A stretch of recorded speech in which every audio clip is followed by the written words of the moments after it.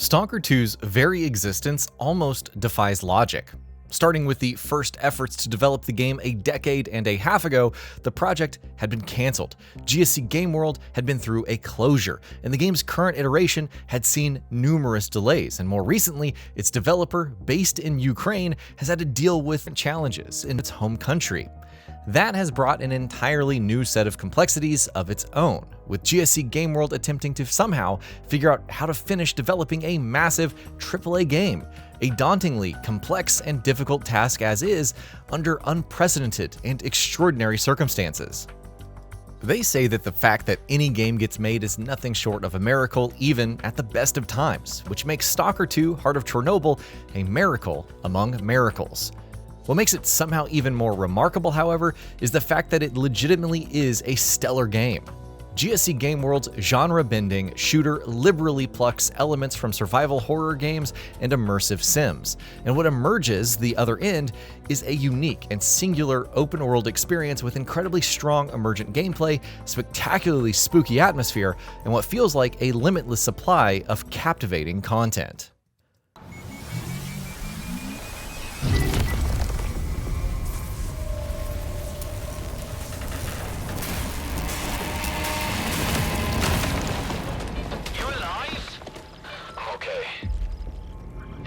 Charging, or is this noisy? No, but that rock of yours is pretty unusual. Stalker 2 puts players in the shoes of a new protagonist named Skiff, a man who ventures into the notorious Chornobyl exclusion zone on a personal mission after losing everything in a mysterious accident involving an artifact that destroyed his home. As ever, however, things are never simple in the zone, and Skiff's quest quickly grows complicated, bringing him into contact and conflict with a number of different people and factions. Stalker 2 tells an engrossing story and tells it very well, and it's made better by the implementation of choice and consequence mechanics, with the player regularly being asked to make decisions at crucial junctures that actually do make you pause and ponder things. Witnessing the consequences that your actions lead to, both in the short term and down the road, always remains a highlight of this experience.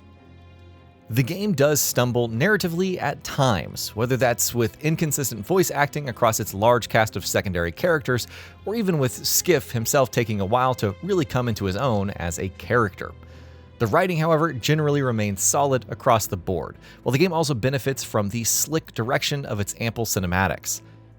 Meanwhile, though Stalker 2 is a fairly newcomer-friendly experience in terms of how familiar it needs you to be with its predecessors to understand and enjoy the story, your experience definitely will be enriched, notably if you do come in with prior knowledge, thanks to several key characters, factions, and plot threads re-entering into the fray. What really makes Stalker 2 tick, however, is not the story that GSC Game World wrote down on paper, but the one that the game allows you to craft yourself. I'm an absolute sucker for open-world games built around systems-driven emergent gameplay, and this is one of the best I've played in some time. The zone is absolutely massive, but what makes it much more impressive is how dense, alive, and incredible it always feels. Things are always happening in the zone, whether you're around to witness them or not, whether that's something as simple as NPCs following different schedules or something more dramatic like conflicts between factions, and that lends an unbelievable level of authenticity to the world. It feels like Elder Scrolls, Radiant AI, and all amped up to 11. One mission that stood out to me in my early hours with the game saw me sneaking into a heavily guarded complex with nothing but a silenced pistol and a handful of bullets, and what should have been a fairly straightforward infiltration turned into a chaotic firefight involving 3 different sides, including myself, as well as a different group that happened to be attacking at the same time, with things eventually growing even more hectic when an incoming emission saw everyone rushing indoors in a panic to urgently find shelter. The vast majority of what made that mission stand out was because of things that were entirely unscripted, and such instances are common in Stalker 2. It's a game that feels constantly alive and electric in a way that is hard to replicate, certainly on this scale. It is, however, also decidedly not going to appeal to everyone. Stalker 2 is brimming with its own unique eccentricities and quirks, chief among them being an utter refusal to hold the player's hand, and an uncompromising level of difficulty, even on normal, or hell, even on easy if I'm being totally honest with you. This is a game that prides itself on being punishingly hard even at the best of times, and I don't doubt that there will be a number of people who will be turned off by that, especially since Stalker 2's earliest hours are some of its most challenging, with things growing slightly and relatively easier as you find better gear and weapons and grow more comfortable with the game yourself. Not only can you easily die in the vast majority of combat encounters, even against the lowliest of grunts, you also have to contend with radiation, hunger, the possibility of bleeding out, inventory management, resource conservation, weapon and armor degradation, and so much more. Stalker 2 is constantly pushing back against the player, to the extent where creating friction is almost the whole point.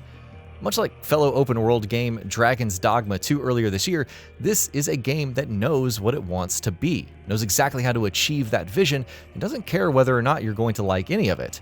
And just like with that game, that is exactly why I've been completely taken with Stalker 2. There's danger around every corner in the exclusion zone. From mutants to rival factions, from drastic weather changes to anomalies, from emissions to simply succumbing to the elements. There is no shortage of things that can kill you, and they will.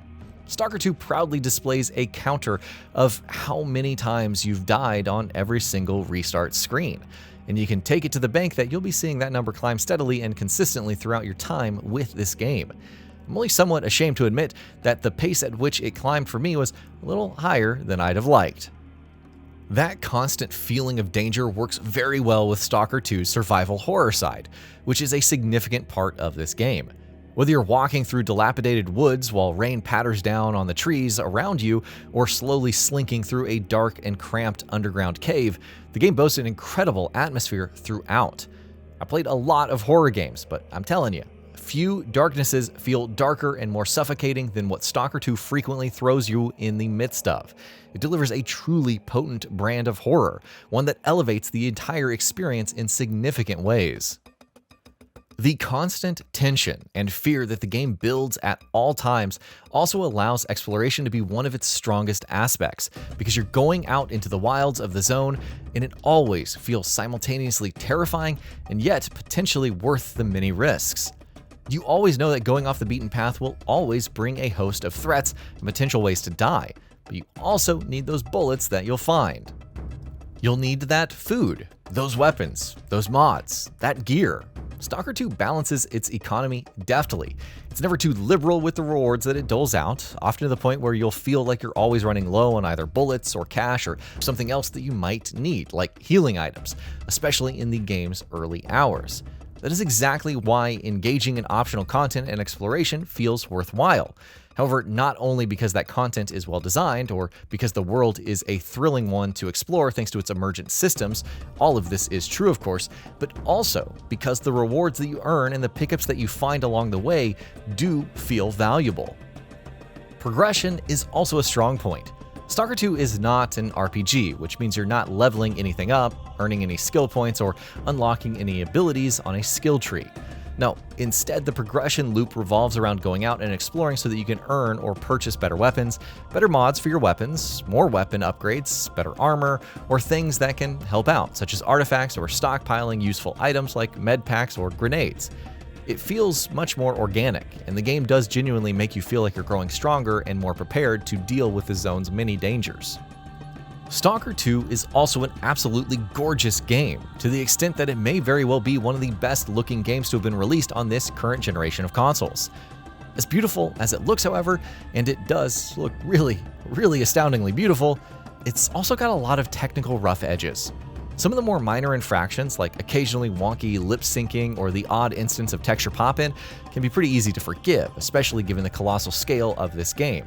But some of its issues are much more egregious. On quality mode on the Xbox Series X, for instance, the performance leaves much to be desired, though performance mode has been mostly fine in my experience. While I have also run into quite a few progress blocking bugs, hard crashes, and more. Even after a gargantuan pre-release 139GB patch, I ran into a particularly nasty bug that ruined about 10 minutes of gameplay before causing the game to freeze and crash, forcing me to restart. GSC Game World has said that it intends to keep fixing and polishing the game following the release, so hopefully it will be in a much better condition not long from now, because right now it is a little rougher than I'd like. Under those technical issues, however, lies a singular game, an experience unlike any other. STALKER 2 Heart of Chornobyl isn't just one of the best games of the year, it is one of the best games in any of the many genres that intersect in GSC Game World's open world epic.